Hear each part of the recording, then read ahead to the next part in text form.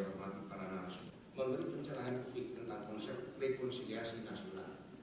Ketiga adalah simposium ini mempertemukan untuk mendengarkan hal-hal yang tidak sesuai dengan keinginan apa. Ada juga purnawirawan TNI yang tidak dalam seragam, yang sudah membawa di dalam audiens, tapi masih gagal. Ya. Mereka itu adalah purnawirawan muda. Nah, betapapun perbedaan kita di antara kita, dengan tingkat peradaban bangsa Indonesia dilaksanakan simposium.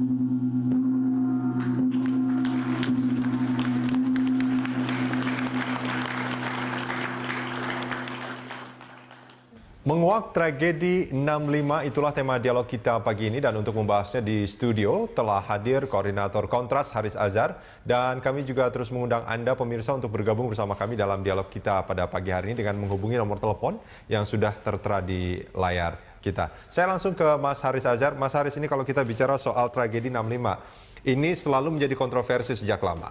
Dulu ada penyebutan namanya bahkan terus diubah gitu kan. Dari apa namanya kita tahu G30 SPKI terus menjadi tanpa PKI. Dan kemudian sekarang Anda Kontras juga mengatakan bahwa menemukan lokasi-lokasi kuburan massal. Jadi beberapa tahun yang lalu kita pernah coba mengidentifikasi kuburan-kuburan massal gitu kan. Jadi yang datang ke kantor Kontras kan banyak. Informasi ini, akhirnya kita coba identifikasi lebih jauh, kita verifikasi ke lapangan, tapi tanpa menggali.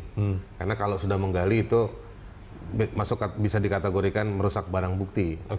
Kecuali kalau dia didokumentasikan oleh satu orang yang punya profesi yang tepat, misalnya kayak ahli forensik, atau dilakukan oleh satu institusi yang memang punya kapasitas hukum maupun kapasitas medis. Nah, kita cuma mengidentifikasi lokasi-lokasinya, kita coba ketemu dengan sejumlah saksi yang mengetahui lokasi tersebut, mengetahui bagaimana dulu mereka dieksekusi, juga misalnya... Dia ini maksudnya para korban ya? Para korban, para korban dieksekusi gitu.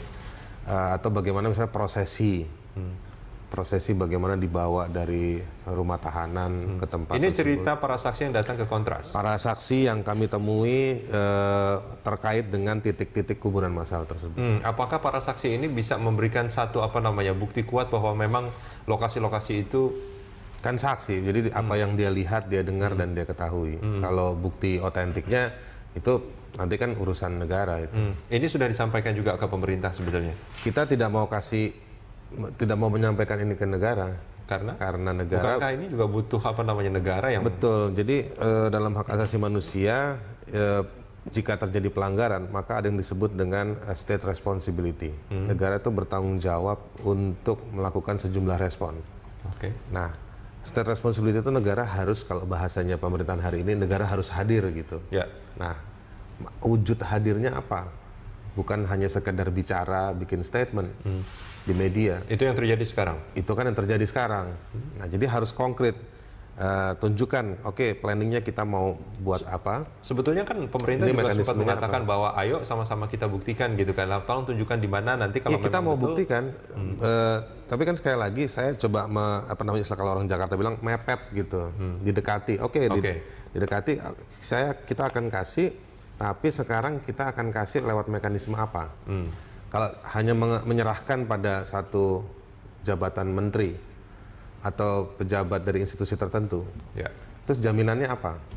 Jaminan apa maksudnya? Jaminan bahwa itu akan ditindaklanjuti? Iya. Lewat mekanisme apa? Lewat mekanisme hukum atau nanti jangan-jangan pakai mekanisme politis? Kemarin misalnya kalau harapan dari Kontras sendiri?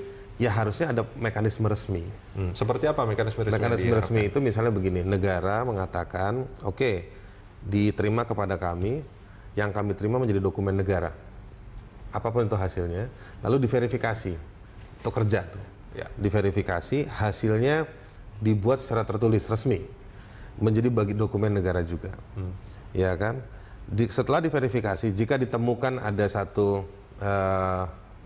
ada definisi korban di sana, atau ada kerugian di sana, atau ada penderitaan di sana, maka negara harus melakukan apa? Nah, mereka harus sebutkan itu. Jangan nanti dokumen diterima, terus mau ngapain? Ya nanti kita lihat. Wah, itu nggak bisa. Itu yang terjadi bertahun-tahun. Maksudnya bertahun-tahun, artinya selama ini sudah dilakukan? Di pemerintahan SBY itu kami lakukan. Oke. Kami datang ke sini, datang ke sana, kami coba berikan ini, berikan itu. Meskipun dokumen soal kuburan massal kita tidak berikan ya. Tapi dalam banyak konteks pelanggaran hak asasi manusia, itulah problem besar kita di negeri ini. Tidak ada tindak lanjut dari... Tidak ada tindak lanjut. Misalnya saya kasih contoh yang lain. Persoalan Papua lagi dibicarakan juga minggu-minggu lalu. Rekomendasinya apa? Diselesaikan secara politis.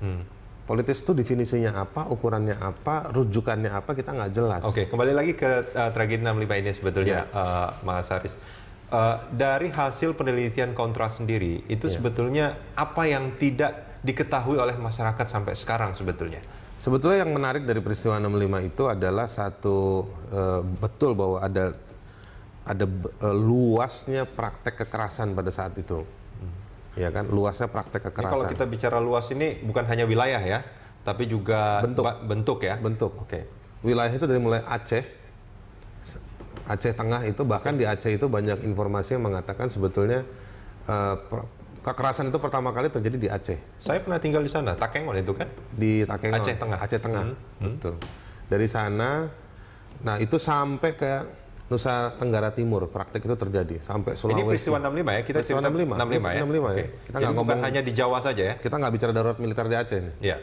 Ini peristiwa 65 dari mulai Aceh di atas sana sampai ke NTT. Dampaknya sampai ke Eropa dan kemana-mana. Anak-anak mahasiswa-mahasiswa Indonesia yang lagi studi nggak bisa pulang. Ya. Jadi sangat luas sekali. Oke. Bentuk-bentuk tindakannya ada yang dibunuh, dikejar-kejar, persekusi ya, ditangkap, dikejar oleh negara, baik itu oleh tentara maupun oleh masyarakat yang diorganisir. Oke. Nah, mereka ditangkap, ada juga yang banyak dari mereka kebanyakan dimasukkan ke dalam tahanan-tahanan tanpa proses hukum. Oke. Lalu mereka distigma, ada golongan-golongan ya, golongan A, B, C. Apa itu? Itu penggolongan yang anggota diidentifikasi sebagai anggota PKI, ya kan, simpatisan atau anggota, bukan simpatisan tapi anggota-anggota dari organisasi-organisasi yang dituduh sebagai afiliasi dari PKI, atau orang-orang yang punya pikiran-pikiran yang dianggap seperti PKI, dan berikutnya lagi yang orang-orang yang dianggap simpatisan. Nah, ini kategori-kategori ini berlaku sepihak tanpa bisa diuji akuntabilitasnya. Dan tanpa pengadilan? Tanpa pengadilan. Itu jumlahnya kalau baca di mana-mana gitu, jumlahnya sampai ratusan ribu orang. Nah, jadi begini, kalau misalnya Pak Menteri Koordinator Politik, Hukum, dan Keamanan, Pak Luhut bilang datanya mana, jumlahnya mana, sebetulnya penyebutan angka 500.000 hingga 2 juta, itu adalah kalkulasi-kalkulasi yang dibangun oleh sejumlah orang ataupun pejabat yang muncul pada saat itu atau pada tahun-tahun 70-an. Misalnya ada sejumlah historian atau ahli tentang Indonesia yang melakukan penelitian, misalnya seperti Ben Anderson dan lain-lain. Itu mereka membuat satu kalkulasi berdasarkan terapan ilmunya dan sumber-sumber atau sumber informasi narasumber yang dia temui waktu itu. Artinya sebetulnya jumlahnya belum faktual juga kan? Artinya itu kan berdasarkan... Faktual juga. Ada yang melihat dari dokumen-dokumen visum. Catatan-catatan medis dari Rumah Sakit Angkatan Darat pada waktu itu. Okay. Dari situ aja dihitung ada berapa. Jadi sebetulnya data-data itu juga ada di negara hari ini. Kalau belum dimusnahkan. Nah, ya kan? ini sebetulnya kalau kita bicara soal tragedi 65, saya ingat bahwa Komnas HAM juga ini kan sebetulnya menjadi salah satu... Itu dia yang aneh, Komnas HAM. Mereka bikin simposium, tapi kok mereka tidak membicarakan dokumennya. Ini yang simposium yang kemarin ini kan? Simposium yang 3 minggu lalu itu, ya kan? Saya dengar Komnas HAM bolak-balik ke kantor Menko Polhukam, rapat dengan tim kantor Menko untuk bikin simposium dan lain-lain. Tapi kok bolak-balik nggak pernah bawa dokumen itu, mengatakan ini ada dokumennya. Ada rekomendasinya. Pak Menteri sampai ngomong, Menko sampai ngomong mana datanya. Berarti kan ada yang aneh nih antara Komnas sama Menko, kok tidak menyerahkan datanya. Kontras hadir pada simposium itu? Enggak hadir? Tidak merasa penting bahwa itu, karena itu kan menyangkut tragedi 65. Sejak awal kami menanyakan, ini simposium ini apa? Statusnya wujudnya ini apa, mau berwujud untuk apa. Dan Anda tidak melihat itu sebagai sesuatu Saya tidak yang melihat, kami organisasi bekerja pada isu hak asasi manusia. Kami melihat bahwa isu ini lebih cenderung pada isu untuk mempolitisasi peristiwa 65 sebagai sebuah konflik antara kelompok masyarakat sipil. Mas Haris Azhar, Seolah-olah negara tidak ada di situ. kita jeda sebentar, kita akan Siap, lanjutkan di siap. segmen berikut.